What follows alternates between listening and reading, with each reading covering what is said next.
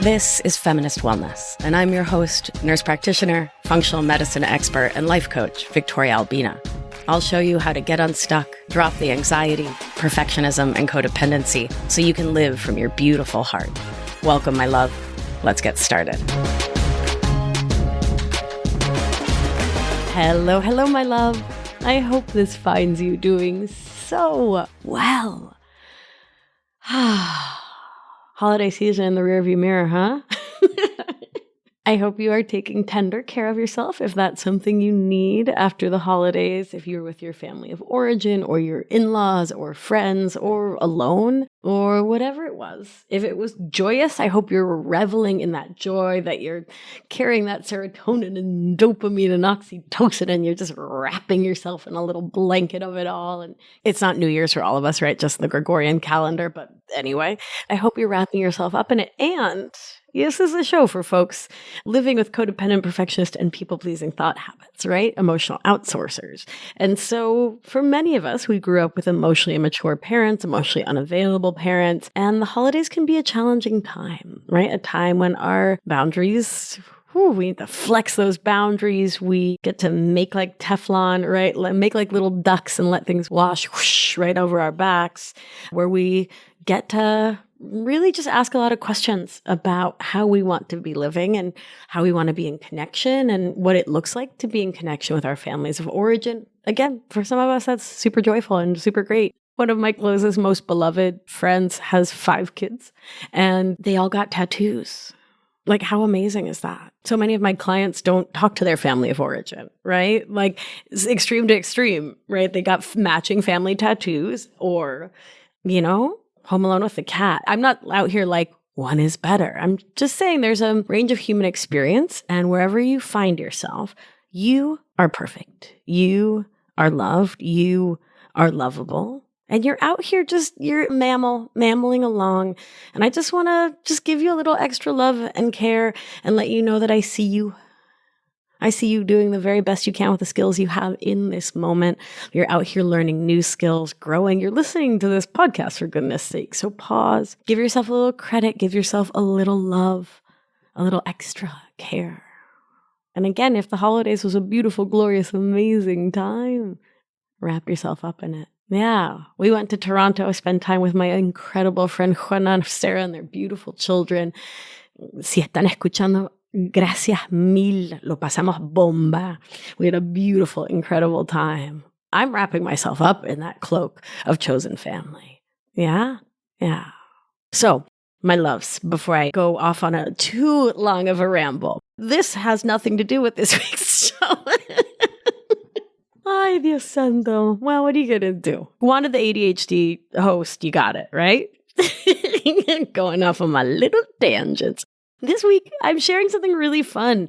I have been a regular contributor to the Honeydew Me podcast, which is Emma and Cass's show all about sex and love and relationships. And I have had the extreme honor of being on the show talking about emotional outsourcing and somatics and our bodies and sex and sexuality. And that's what this show is about. So if you have little ears and you don't want little ears hearing about SEX, this is a great podcast to skip or listen to with your little headphones on, but maybe not out loud in the car for you if those little ears will ask questions you're not in the mood to answer. So here we go. I'm going to share this episode today with you all, well, because it was really fun and because Emma and Cass are incredible and because I talk a lot about somatics, SEX and somatics, and it's a really great primer and sort of a way into thinking about somatics and the body and how we relate to our bodies, and I really hope that you enjoy it.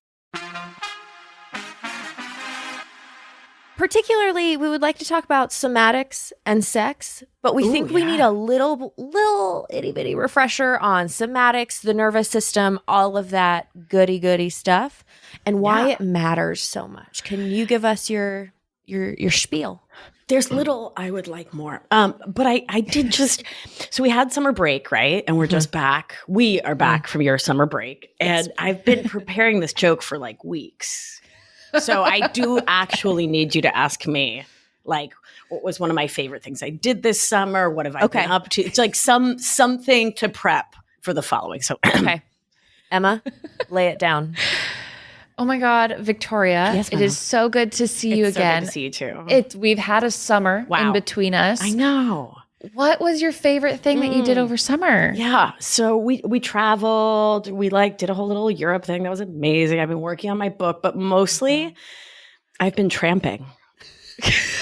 I've been tramps in the summer. Tramping. I got a trampoline, and every day I'm just tramping. I'm just tramping every morning. A little 10 minutes. Like I'm a retiree somewhere in outside St. Pete's, Florida, just like wearing my little Jane Fonda leotard. No, I do it like legit in my PJs, but no brassiere because we're doing the whole lymphatic flow thing. We're flowing. A little painful though. No? Yeah, it hurt at first, but like that was the whole thing. It was like I wore like a for real like sports bra and then a bralette.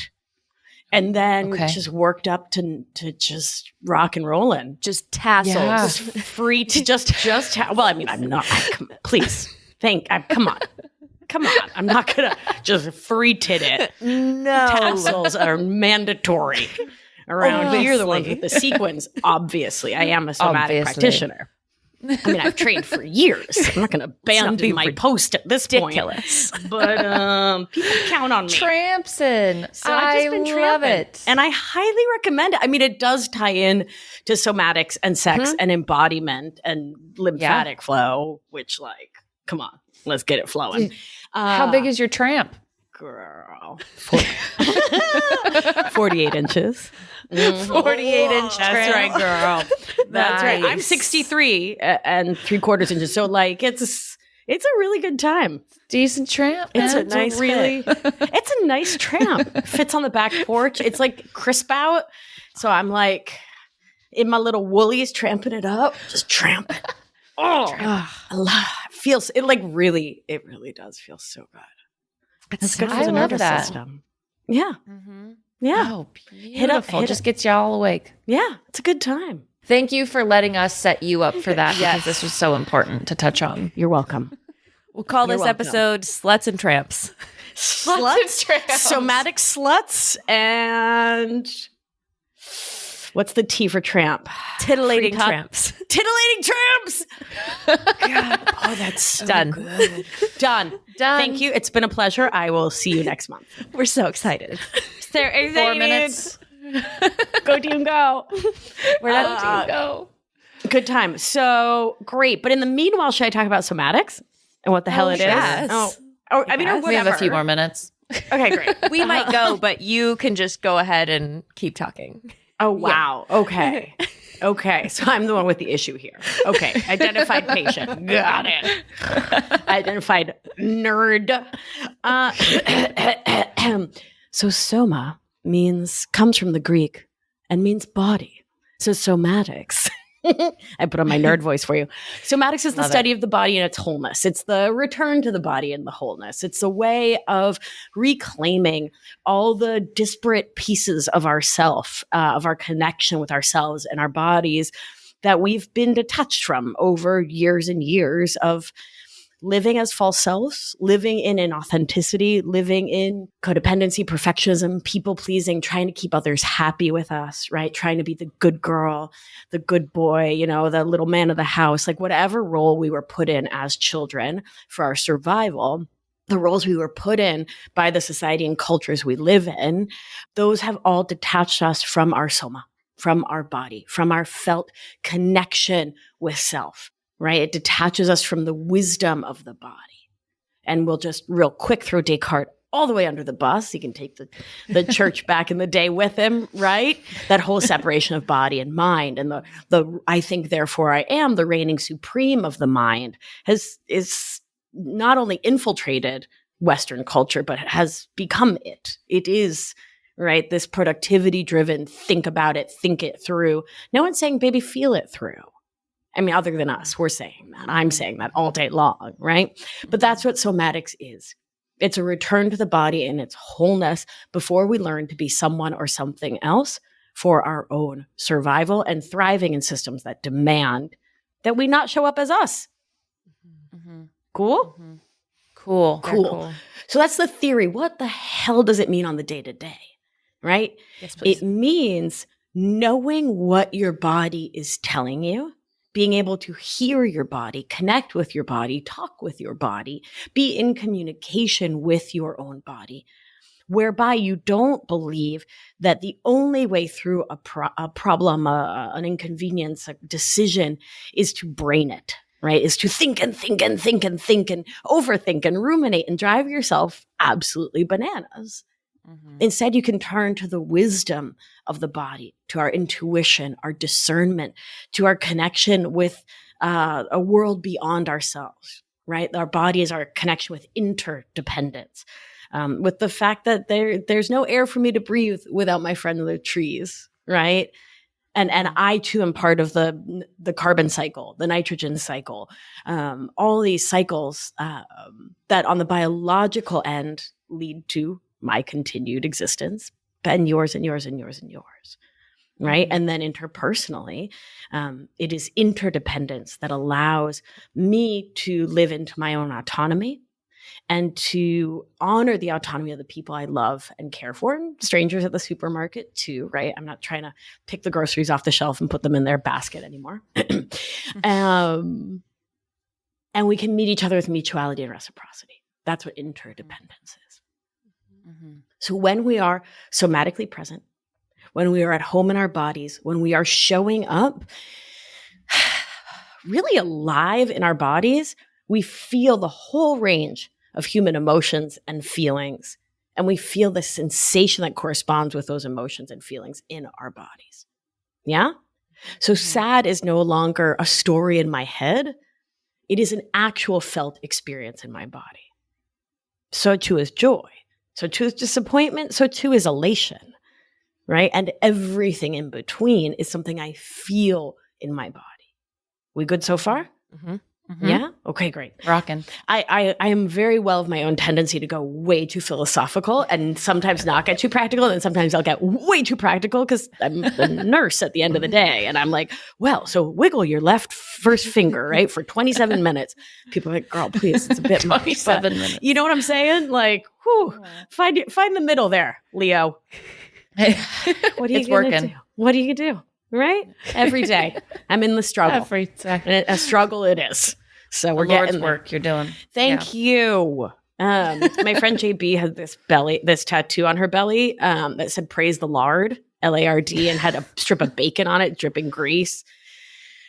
And anytime someone says the word Lord, I got to tell you, praise the lard. Mm-hmm. That's angelic. I love it. That's amazing, right? What's up, JB? Yeah. Maybe JB is listening to this somewhere. Also, I really appreciate that they got it tattooed on their stomach. I think that first of all, tattoo placement, excellent. Excellent. Phrasing and bacon on your stomach, stunning. Beyond. Can't beat it. Stunning. Can't beat it. Is it like an arc over the belly button? Under. Which is even better, I think. It's like a belly apron, almost fupa situation. Nice. I love it. Excellent. You can't beat that. Can't beat it. You really can't. You just can't. So praise doing the Lard's work. The Lard's work. Doing the Lard's work day in and day out. It's tiring work, but someone's got to do it. Someone has to. Someone. Honestly, though, glad it's not me. Honestly, I'm glad you don't carry that burden. Mm-hmm. Wow. Yeah. I feel seen, loved, and held right now. You're welcome. And I feel like I really missed you over the summer break while you were busy and I was tramping. And I'm glad that we are reunited, and it feels so good. I know. So good. It feels so good. We missed you too. I missed you too. Great. Good. Where were we? Somatics. Yeah. Uh-huh. Yeah. There's so many reasons we get somatically disconnected that make so much sense and needn't carry blame, shame, guilt, self-recrimination when we grow up in households where our authenticity isn't honored, as is the case in codependency, perfectionism, and people-pleasing, the constellation of lived experiences I call emotional outsourcing. And yes, I did trademark that because it's really good. It is really good. It's really good. It's going to be in the name of my book, which is coming out next year. What? Oh, wait, the year after. Okay. What even is time? We're still excited. It's just more time is sloshing, right? Yes. It's not real. So eventually there will be a book emotional outsourcing. Listen, emotional outsourcing demands that we not be ourselves, right? When we are dysregulated in our nervous systems, meaning we have left ventral vagal, which is the safe and social part of the nervous system, where we are chill, where we are calm, cool, and collected, where our brains do their best thinkering, our thyroid does its best thyroiding metabolism, heart and lungs do their thing, our digestion, our spleen, our pancreas, our reproductive function, everything is optimal biologically when we are in ventral vagal. And in ventral vagal, we feel safe. We feel secure, we feel social, we feel connected, we can ideate, we can be present, we can be here, we can daydream in a present way. We can think of the possibility of the future. We can talk about the past, right? We can be here. Yeah, with the sort of calm groundedness of feeling physiologically, emotionally, energetically safe. And everyone will have their own parameters, their own limits, their own stories about what safe is for them as a mammal. Yeah? I was about to say there are some universals, but there actually aren't, right? Like things with no legs or things with too many legs. You know, marauders, lions, like there's somebody who's not scared of it all. So anyway, ventral vagal is that safe and social, right? I'm just giving the 101. It seems smart, right? Because it's been a hot minute. Yeah. Okay. Yeah, absolutely. So that is our human steady state. It's where our nervous systems want to be. It is also where we do our best sex from, because it is where we feel safe, right? And we can talk for a second. Let's put a collective pin in kink and feeling safe being unsafe as a way to be, right, to edge around ventral vagal in a safe way. Because I think that's really important. Yeah. But let's 101 and then let's go that's like seminar level nervous system and sex. We got to master this part first. That's all puns always intended. Yes. Master or mistress. I mean, either way. Got to mistress this one first. Totally. Ooh, I like that. You like that? Let's mistress Got this to one mistress. first. Yeah. Mistress this one first, and then we'll move on. Yeah, trademark Love that, it. girl. Yeah. Come on, you're not busy. What are you doing? So right. So ventral vagal is chill. That's how I feel right now. I like just see your faces, and I'm just like, oh, kittens. Hi, I love you. Oh, look at how cute you are. This is so fun. The band's back together. Like, it's really fun. So my nervous system feels really chill. And I can, I very consciously feel like I have access to my most smarts when I'm talking to the two of you, because I'm so comfortable, So that's good. Because, it'd be a bummer if I came on and was like, oh, I feel pretty dumb. I totally know that feeling. Yeah. But speaking with certain people, and I'll let you finish your thought. Sure. I have that sounded so rude. It's like you just feel dumb, or you feel like you cannot access the rest of your brain because your whole body has like heightened to this state of like, I don't know how to interact with you. Yeah. So exactly what you're saying is like, I know that feeling. So that altered state is a great example of sympathetic activation, also known as fight or flight. As humans, we know that we are very small animals, and we know that we are safest when we are together. So it is the perennial homeostatic human imperative to try to stay in ventral vagal, right? To try to stay in social engagement, in connection. Like, even if you're getting mugged, right? What are 9 out of 10 people going to say? Hey, dude, we're cool, right? Just, hey, take my phone, take my wallet. You want this ring? Take it, man. But leave me alone. Like, you don't need to hurt me. We're chill, right? We're cool. Just, I didn't see your face. Just get out of here, right? We're cool, right? Right? We want to stay socially engaged because we know it's the way to the greatest safety. But when that doesn't work, when our nervous system says, yo, this is not safe. This is not okay. This is not, this smells like a moment in the past when we were not safe. Your nervous system will put you on guard. It will put you into reactivity. It will dumb your brain down, slow your thyroid, speed up heart and lungs, slow and then eventually stop digestion, reproductive function. Your adrenals will go bonkers and you'll go into fight or flight. As small animals, and if you're a 6'3" person out there, you are small compared to a rhino, and that's what I'm comparing you to. So take a breath. I know I'm 5'3" and 3/4, but I'm just saying you are also small. Take a breath, my angel. I love you. And you're, I'm so tall. Rhinos. So hippopotami. Okay. All right. Okay. God, have you seen those things run? They're terrifying. Bananas. Oh my God. Yeah. It's bananas. Yeah. Mm-hmm. Also, I think you're where I get bananas because I say bananas all the time. It's such a great, it's like such a catch because I don't want to be ableist and say crazy, right? That's not kind and loving, especially as a mental health professional. So that's we say not bananas. great, but bananas. Well, Emma also says bananas potatoes, which Banana potatoes. It was all the time. Emma. Well, there we go. Kindred souls here. I love it. I also love that all of our names end in A. Me too. Yeah. My beautiful wife has for us. only ever dated women whose name ends in A. Ever. Since her first girlfriend at 15. Well, at least you didn't Wow. break the pattern. Girl. Yeah. I mean, Maria Victoria Albina. That's a You lot. did it. It was I stole the pattern. The pattern's broken. The pattern's done. It is unavailable. There's no more A's. There shall never be a lesbian with an A anywhere in her name ever again. It's over. Nice try. It's over. It's over. So that's cool. Hey, so rhinos. Should I get back More into than a it? rhino. Yes. Okay. Uh-huh. Dear listener, if this is your first time hearing me on this show, I'd like you to know that my ADHD brain will go on a million wild diversions, but I will always come back. Mhm. I'm really grateful for that part of my brain that literally stops the tape and is like, rhinos, go wild, and back to rhinos. It's And kind back of fun. It's kind of fun. That's a superpower. It's a superpower. Brains. Okay, brain. So rhinos, hey, fight or flight. We know as humans we are small, and so we don't try to fight. That is not the human imperative, biologically speaking. And what we know from polyvagal theory, the work of Dr. Stephen Porges, PhD, made into English by Deb Dana. Don't try to read Porges unless you're a super nerd. I studied epidemiology. I am a super nerd. I read Porges, and I'm like, really? Why?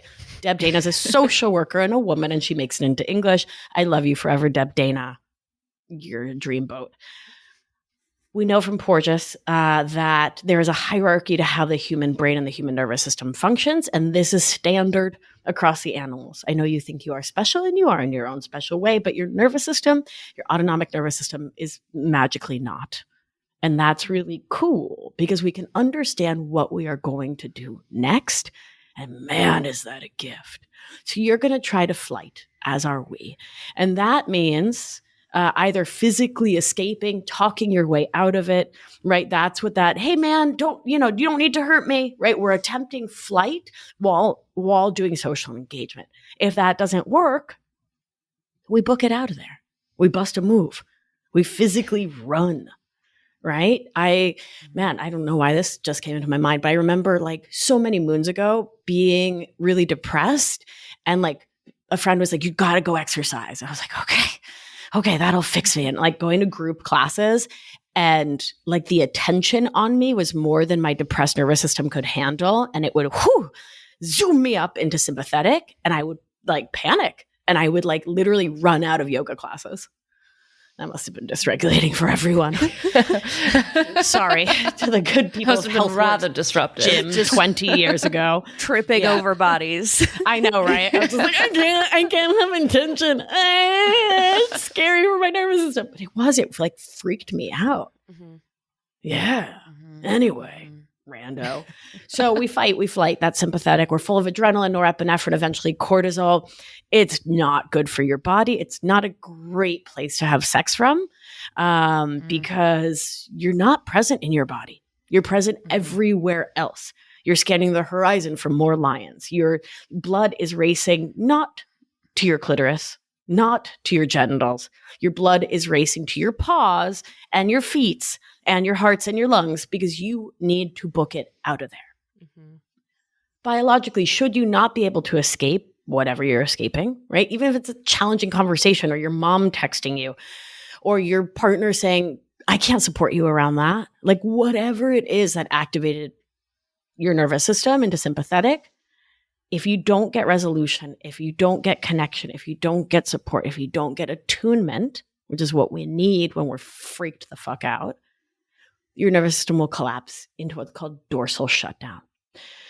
The extreme of dorsal shutdown is being catatonic. So we're talking about a spectrum here, right? Like a 0 to 10, where 10 is like you're in Bellevue. Most of us do not go to there, right? We go to like a 2, 3, 4, 5, where we're far away. You know, you're talking to someone and they get upset and you're like, hey, where are you? Like the lights are on, but you're not home. Like you're not present. You're not in the room with me, right? And so that sort of internal isolation, right? We're isolating ourselves while staying in the room, which is a survival skill we learned at some point, right? We've biologically, psychologically, energetically checked out. We're just not present because it is safer not to be. If we return to the savannah of evolution and we are a gazelle who's been bit by a lion, do you want to be physically and emotionally, energetically present while being lion snacked? Ouch, right? I vote no. No, thank you. And so our bodies flood with endogenous endorphins in fight or flight, and then endogenous cannabinoids in freeze. And that is so we don't feel pain, right? And so what do we know about anything that reduces pain? It reduces empathy. We can look at the Tylenol studies, right? So Tylenol reduces empathy. And so we know that when we feel less pain, we have less empathy. And so when we are in the freeze state, we are frozen to ourselves, to our emotions, and we're frozen to the world and all the people in it. We are disconnected. We are dissociated. We are not home for our own protection. Now, does that sound like a fun place for a sexual escapade? No. Thank you. No. Like on a scale from 0 to 0.0, where would you put it? -0. Okay, wow, -0. Yeah. Yeah, to the 0th power, definitely. Yeah. It's not great. And unfortunately, I think most of us have been there, right? Yeah. But it's not a great place to be having any kind of intimate relations. Right? Like even a snuggle doesn't feel good because you're Right. not there. You're not on the couch. Like your physical animal is, but like you as a presence are not. So we all move between the spectrum, right? Remember, there's a spectrum. So like 0 to 10, like, okay, I feel like a 1 of sympathetic activation right now. Because I'm excited. I'm like chill. I'm ventral vagal. I'm safe and social, but I'm also like really stoked. Like I adore yous, right? It's fun to talk about this. So I've got like a little, but a bit, like a little zoom, right? So it's always on this spectrum. And so the closer we are to ventral vagal, with a little flavor of excited and a little flavor of dorsal, meaning like we're chill, right? There's no shavasana at the end of yoga without dorsal, right? So we need that balance and the ability to move with, to intentionally move between states in order to have our most present intentional experience of being alive and being a human. And as our most intentional alive way of having sex is when we are able to move between those states with fluidity and consciousness and choicefulness. And so what somatics does in reconnecting us with our bodies, with our nervous system, with our wants, our needs, our desires, is it returns us to choicefulness. As opposed to letting our nervous system run the show. Sounds like a much better place to have sex from. I mean, Thank you for breaking that down again. Quite a rant. I hope you enjoyed it. I'm going to pat I loved it though. Okay, good. I'm glad. Pat myself on the back a little bit because we've been chatting with you about somatics for a year and a half now. Wow.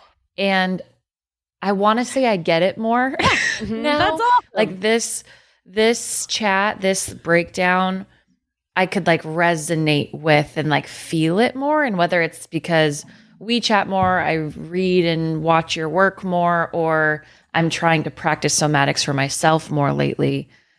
Maybe, I don't know. But it does feel good to be like, oh, I get that part. Oh, I remember like when I've done that, or I've had partners where like we've experienced this shutdown together. Yeah. And so I want to congratulate myself. Well done, Emma. Thank you. You're amazing. Thank you. Well done, you. Yes. Thank you. Yeah. When we are in shutdown or not focusing on what's happening in our body, how do we come back to felt sensation in our body? How do we get there again? There are ways to do it in the moment. But it really is like you don't learn how to do like flips off the high dive when you're standing at the, like when you've jumped off the board. You know what I mean? And people really love to ask for like, what do I do in the moment of panic? And I'm like, Right. You start 6 months before the moment of panic, right? I'll say, of course, I'll give you like quick tips and things to do, like 911 emergency things. But I feel like, and I'm not talking about you, I'm talking about the world, like that's the part of the problem is that we're starting the commodification of somatics, which like I sell a somatics course. Like raise your hand if you're also Like, part of the problem. Like hi. Right. But I mean, your girl's also got to like, you know, Live. put food on the table. Right. Like, come on. Also, oh my God, the amount of money and time I've spent training on this stuff, separate conversation. But anyway, right? So listen, we have gotten into this place where it's like somatics becomes the next Band-Aid. And every time I open my Instagram, it's like, here are 57 things that you can do for your activated nervous system. I'm like, cool, but it's not about tricks, right? It's not like hacks and tricks. It's a shift in our lifestyle. It's a shift in the way we think about and relate to ourselves, our bodies, the world.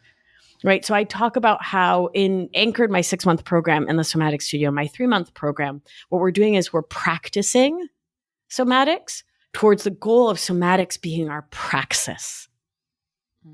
Right. Our praxis, our way of living, right? The practice that is our life. Yeah. And not like, okay, I need to go do my somatics now. Which, like, we need to do that. We need to put it on the calendar and do our somatics now every day until we don't. You see what I'm saying? And that really is the work, right? Is tuning in. Yeah. We've talked about, like, just sex in general, how we tend to do that when we want to try something new or bring something new into the bedroom. We're like, you know, let's just do it. Jump off the high dive, learn to flip from there. And it is activating and not pleasurable and orgasm inducing, which is what we're looking for. So again, it makes sense that that's not the place you're going to learn how to really do this and how to make it a part of the way you live your life. Right. Yeah. Yeah, for sure. Yeah. It starts way, well, I mean, you all have talked about this 1,000 times. Like, where does foreplay start? Right. Right? It starts in like, baby, I packed your lunch today. Outside the bedroom. Yeah. Right. Yeah. Way, way, way before. Right? Yeah. It starts with, I made you a cup of tea. Like, that's sexy. And foreplay starts with, I regulated my nervous system. Right? Because few things are as sexy as having a partner who does not look to me with that codependent look in their eyes saying, I don't know how to care for myself and I demand that you do it for me. Right. Not really a turn on. Studies show that, yes, 0%. Being your mommy isn't really a turn on. It is not a turn on for me. Yeah. Not a consensual setup for me. For you know? me. Yeah. Yeah. Yeah. And listen, I'm all into us supporting ourselves and our partners and like showing up and with love and care. And of course, supporting someone who's in a challenging moment. But there is a difference between what we were just talking about, consensually showing up as an autonomous person to support an autonomous person with mutuality and reciprocity within an interdependent relationship, and mommy, help my feelings. But then also, save me from myself is not a sexy look, I guess I'm saying. Yeah. No. That's pretty clear. Yeah. Yeah. And like that will take me into dorsal real quick. I'm like, no, not emotionally available for that. So how do you how do you reconnect somatically in life so that you can have way better sex? It starts with self-awareness, which can be quite tricky, right? Yes. Like let's pause. I feel like people gloss over that. You know what I mean? Like what comes up for the two of yous when we talk about self-awareness? Somatic, bodily self-awareness. I feel like I was trying to do something similar last night, and it just becomes too much. Like it's like, if I become aware of that, I have to become aware of everything. And I'm trying to go to bed. And it's almost like if I if I turn on the faucet, you can't turn it off. So it's almost interesting. Yeah. Yeah. So, but also there's like a whole other side that I was explaining where it's like, it's amazing to start feeling into your body and, doing that. But also sometimes it can feel like a lot. I wonder if what might be missing in that, like lying in bed trying to feel the feels, but worried scenario, I'm wondering if what's missing might be self-trust. Yeah. Does that resonate? It does. Does that hit you? No, absolutely. Does it hit you right in the groin? Yeah. Yeah, right in the groin. Excellent. Somewhere around the taint, I'm assuming. Yeah. Straight to the taint. Hit me Perfect. right in the taint. Right in the taint. Yeah. Absolutely. Yeah. Because I outsource all of my validation for my feelings, or not all, but that's where I feel safest is I think you even mentioned this in a past episode where if we can make it someone else's decision, then if it crumbles, it's no longer our fault. Yeah. So I find myself, and I've tried to stop as much because I would reach for Cass, I'd reach for my sister, and having all of them tell me how I'm feeling is either right, wrong, or what I should do next. Right. And so, self-trust hits it in the taint. Yep. Yeah, right in the taint. Okay, so what if, okay, also, sorry, consent to coach? Consent to coach. Thank you. Yes, please. So, who's a feminist around here and who's just a jerk coaching people with no consent? Jerk. Jeez Louise. So I wonder, one of the things I see people doing to themselves that really just makes me pause and say, oh, honey, baby, no, take a breath. We try to force ourselves out of our comfort zone by taking away our crutches. So let's say you have this sweet little beautiful broken leg around self-validation. Until it is healed, why would you take away your crutches? That seems really mean to me. Mm-hmm. So what if you kept the crutches? Cass, your sister, getting the external validation, and instead of taking away the supports that keep you sane and stable, ish, right? Uh-huh. What if we added? So, what if you allowed yourself to call your girls, get the external validation, and before calling, name what you're doing? I am consciously and intentionally reaching out for external validation because right now that's what brings me, self, put your little hand on your little heart if you want to, that is what makes me feel safe. So I am choosing to keep me safe. Here we go. Here's the new neural program. Because I am capable of making choices that keep me safe. Mm-hmm. See how we're subtly building self-love and self-care and self-trust there without taking no kind of nothing away from you? Only adding in more love, more goodness, more of what you actually want at the end. Right? So you go in with consciousness, with choicefulness, with intentionality. You do the old thing. And in the process, you keep that little hand on your heart, on your belly, on your taint, wherever keeps you grounded. And as you listen, you're choosing to listen differently. Right? So almost like you're hearing two tracks, like it's stereo in your head, instead of mono. The old track was, this external person knows all. Yeah? I've done it. We've all done it. Come on now. Mm-hmm.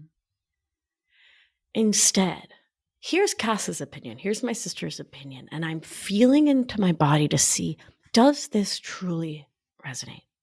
Does this truly land? When Cass says, oh, yeah, absolutely, 7.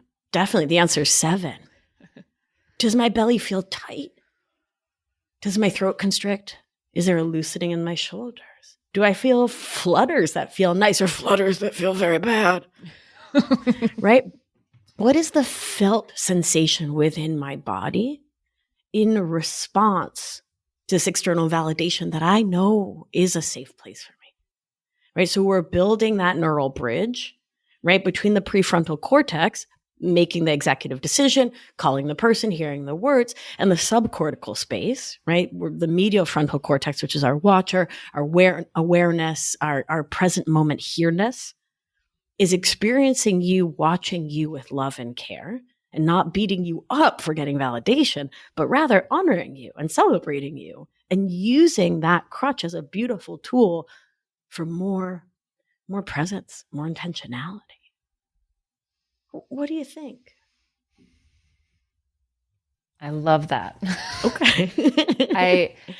I guess I never thought that there was a way through my external validation while still holding on to it. Yeah. So that feels like a wonderful, comfy, safe way to like keep my crutches, like you're saying. Yeah. But build intentionality around like the choices I'm making and how it's feeling. So that was beautiful. I sound like I'm crying. I just have phlegm. But it was, yeah, I love that. I love that so much. I'm so glad. Thank you. My absolute pleasure. And I know that we can do that regardless of the context, right? So if we want to feel 0.5% more present during sex, can we get present in our heels, the heels of our feet as they touch the sheets and nowhere else? No. Keep your safety, keep your disconnection if that's what, right, keeps you from freaking out. Great. But what does it feel like to be your heels? Is the cotton smooth? Is it soft? Is the wool blanket nice? Right? Be present there.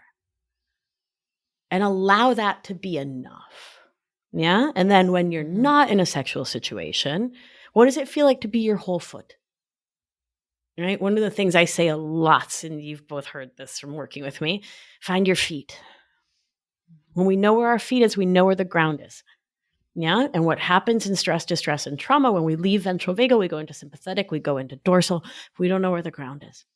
We don't know who, what, where, when, why we are. And so finding your feet can bring you back home into self, into connection with the earth, with Pachamama. It can bring you back to this present moment awareness.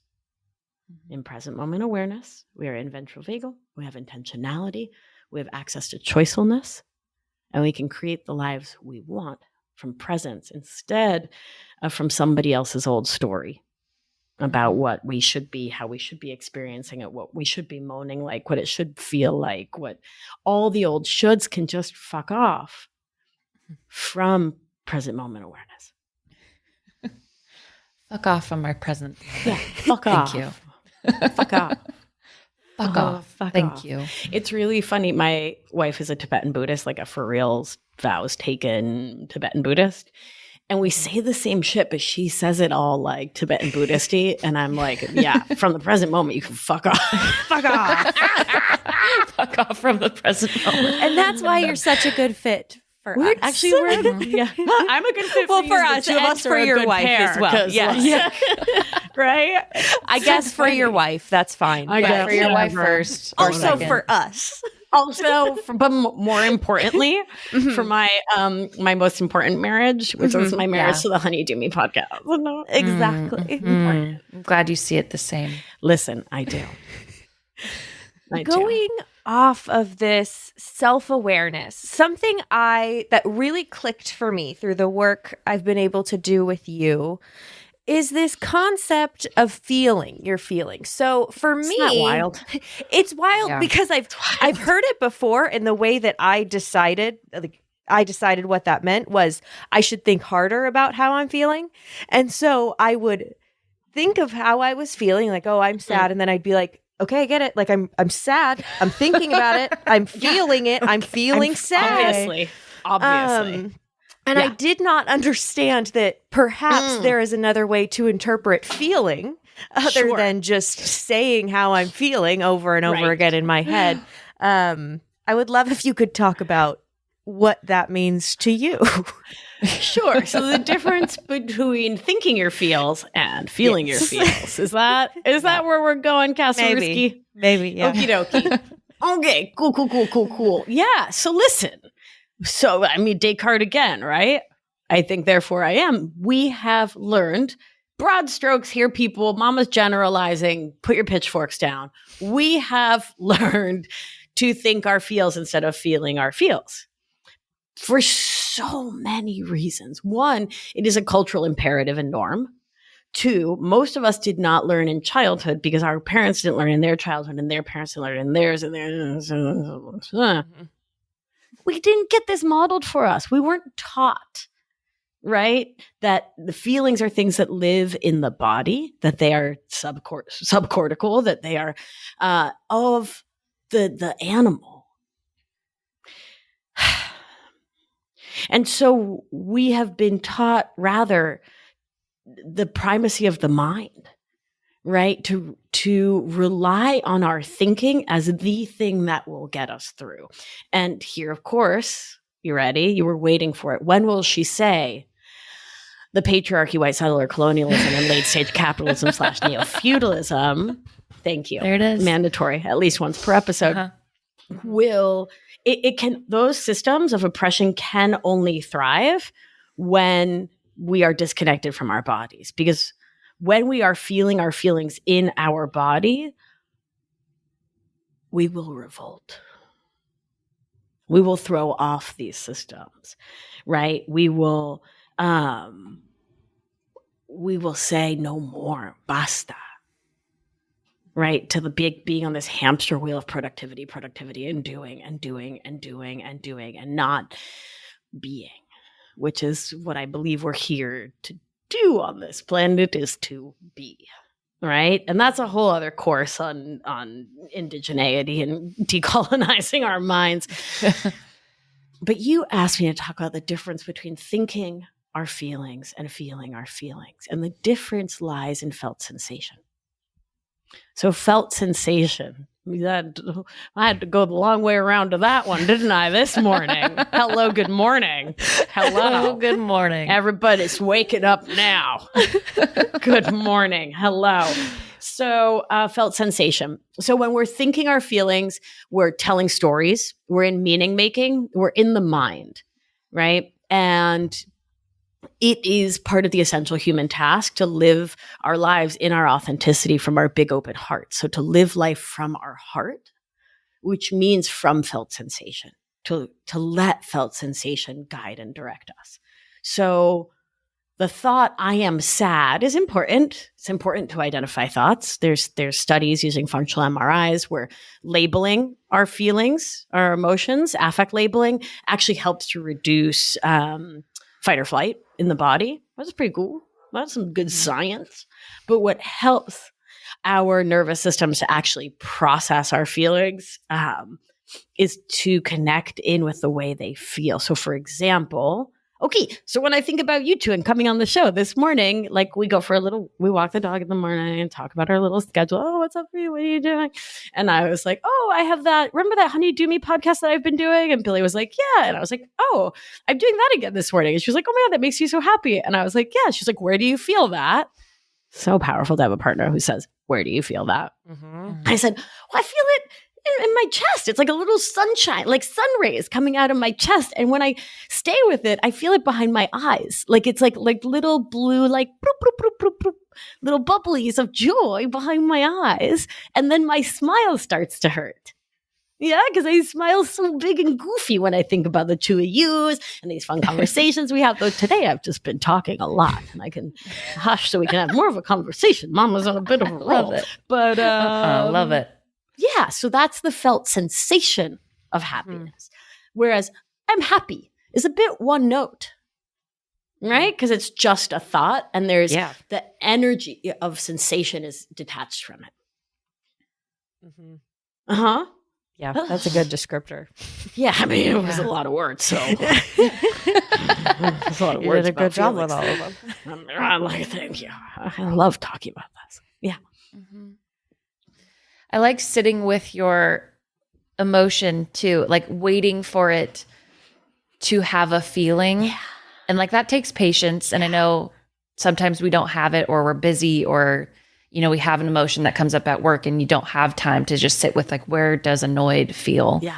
But if you do, I feel like that, I don't know, it's almost like otherworldly. You start feeling into different parts that you're existing in. Yeah. And that feels magical. It is magical. We are magical, Mm-hmm. right? It's wild, all these molecules of emotion, right? Just floating around within us and between us. Mm-hmm. Like my nervous system changes yours. So What? Bananas, potatoes. It's banana potatoes. It is full on banana potato. Yeah, it's amazing. Yeah, we are constantly influencing, changing, regulating, dysregulating one another. Because we are one. I mean, we can get to the non-duality part of this conversation sooner than later, right? Like we are one, and I am you and you are me, and we are all together. And I'll stop with the Beatles right there. But like, you know, the more we can be present in our human bodies in ways that feel sane and safe, right? Because a caveat, and give extra love to, if your body has been the site of trauma, then it might not feel safe to get all up in there and be present with your feelings. I will say, duh, you all have worked with me enough to say, of course, right? Like I always give that caveat when I'm doing any somatic anything. So if you're listening and you're like, I don't want to be in my body, like, girl, I feel you. That's safe. That's fine, right? Just needed to say that out loud. Yeah. Yeah. It's not said enough. It's not. It's not. And every time you say kitten, my heart grows 3 sizes. So I love that. What does That's that feel important to like? say. Tell me more about what that feels like in your body. Okay. Well, to me, it feels pink, which I love. It feels very glowy and warm in my chest. Yeah. Does it have a weight? Yes, but like a pillow weight. You know what I mean? So it's there. I can feel it. It's not just air, but it's like I'm holding a big soft pillow. Yeah. Emma, the pillows we both have on our bed. I was literally just thinking those. Yep. I love that you have twinsy pillows. We do. Yeah. I love that. That's such a lovely feeling. And so when you can echolocate happiness like that, right, you create so much more access to the complexity and depth of that feeling, right?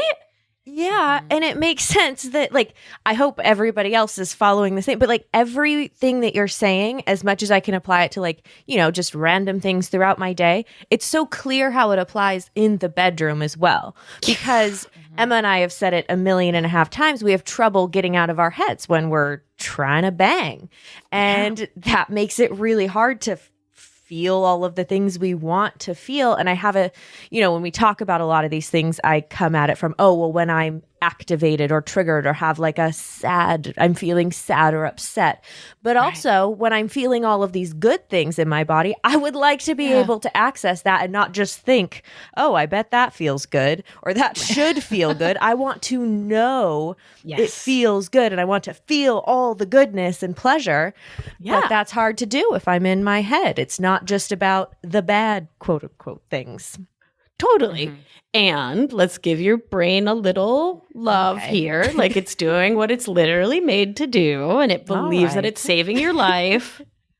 I know. Okay, you're right. Sorry, I love you so much. Whatever. Yeah. And so like that's that kitten stepping that we're always talking about of pick one thing in your day. I'm all about additive, right? Obviously. Add more good, add more vegetables, add more pleasure, right? Add it in. Maybe buy yourself some lotion that smells like friggin' amazing. Emma just did that. Did you? I did. Oh, Emma. Right? And you spend 1 minute a day putting it on, but not slapping it on. Not like you're not putting on, Vaseline because it's cold out. Like sensually connecting with the sensorium, with your senses.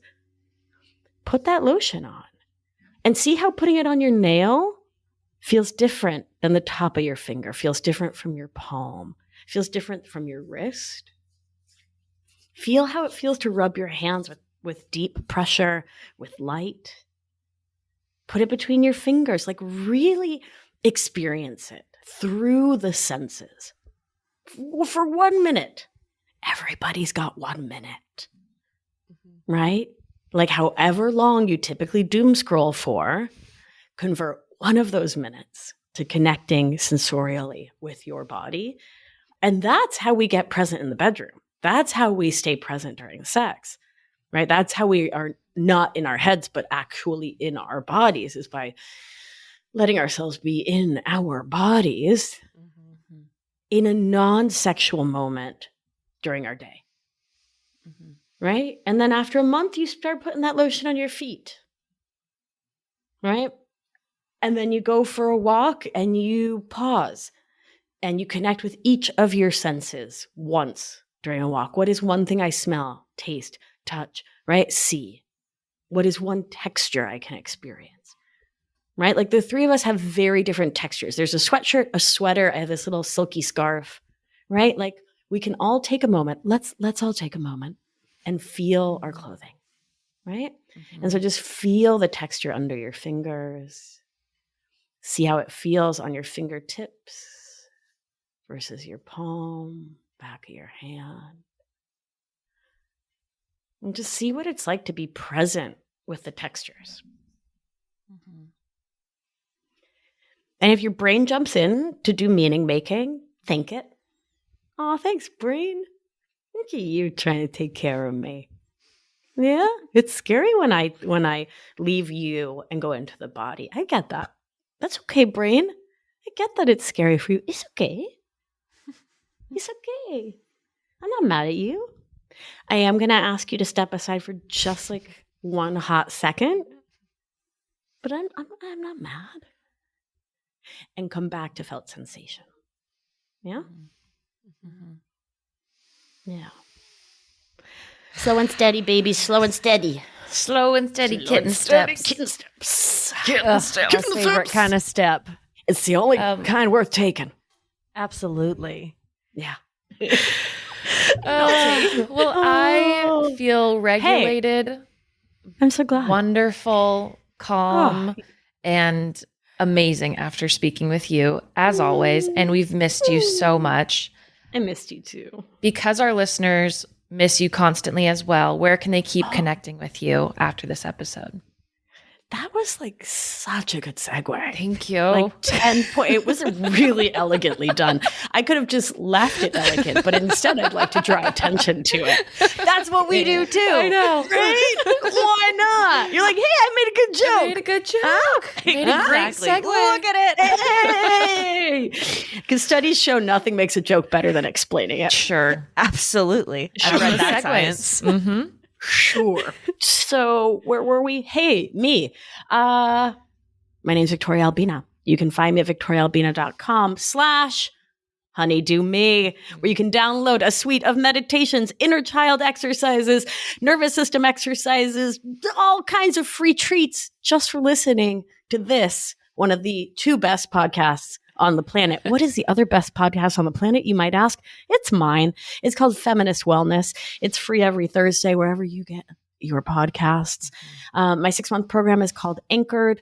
My 3-month is called the Somatic Studio. We dive into all of this and more. You can follow me on the gram. I give good gram at Victoria Albina Wellness. And I can't wait to connect. And I will say, Emma and I are terrible podcasters in that we never listen to podcasts. Your podcast is the one that I make an exception for. Yeah. And I listen all the time. And you're I love when you just call me something random, like a baby panda. That's what really makes me feel the safest. So I'm so glad. I'm so glad. Thanks again for listening in, my love. I really hope you enjoyed that conversation just as much as I did. I love the honeydew me gals, and I love somatics, and I just love all of this. So thanks again for tuning in. And if you're enjoying the show, please take a moment to give it a 5-star rating and a written review, like 10 words. Really great show. That's even 3 words. Would really help others to find it and search. All right, let's do what we do. Gentle hand on your heart should you feel so moved. And remember, you are safe, you are held, you are loved. And when one of us heals, we help heal the world. Be well, my beauty. I'll talk to you soon. Thank you for listening to this episode of Feminist Wellness. If you want to learn more all about somatics, what the heck that word means and why it matters for your life, head on over to victoriaalbina.com/somatics webinar for a free webinar all about it. Have a beautiful day, my darling, and I'll see you next week. Ciao.